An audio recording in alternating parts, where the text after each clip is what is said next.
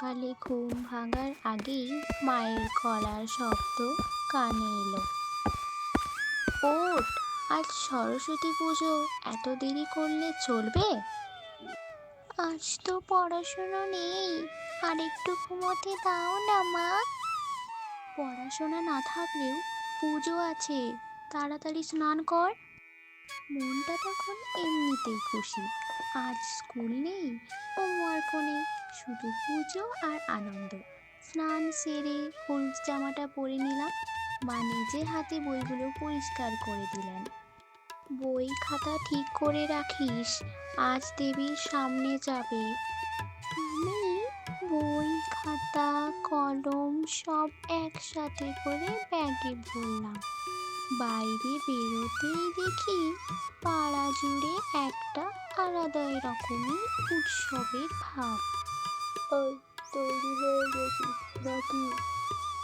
হ্যাঁ রে, চল একসাথে প্যান্ডেলে যাই।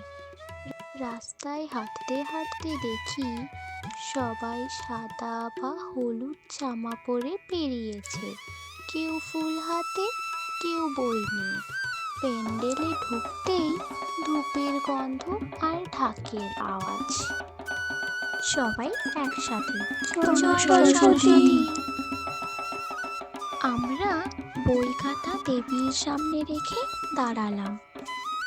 এই বছর ভালো রেজাল্ট চাই রে। হ্যাঁ, আমিও তাই চাই।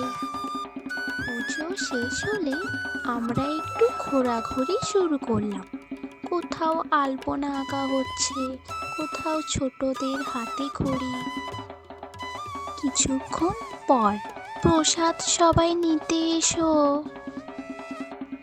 লাইন দিয়ে দাঁড়িয়ে খিচুড়ি, ল্যাপড়া, পায়েস পেলাম। আজকের খিচুড়িটা আলাদাই রকমের মজা। পুজোর দিন খিচুড়ির স্বাদই আলাদা। খাওয়া শেষ করে আমরা বন্ধুদের সাথে গল্প করতে লাগলাম। কেউ ছবি তুলছে, কেউ হাসছে, কেউ আবার একটু দুষ্টুমি করছে। চল ছবি তুলি। চল, কিন্তু আগে হাত ধুয়ে নিই। ফুল গড়িয়ে বিকেল হলো, তখন আরেক দফা প্রসাদ দেওয়া হলো। এই নাও, আর একটু খিচুড়ি নাও। মিস না করলে চলবে না। সবাই মিলে একসাথে বসে খিচুড়ি খেলাম। গল্প হাসি ঠাট্টায় সময় কেটে গেল।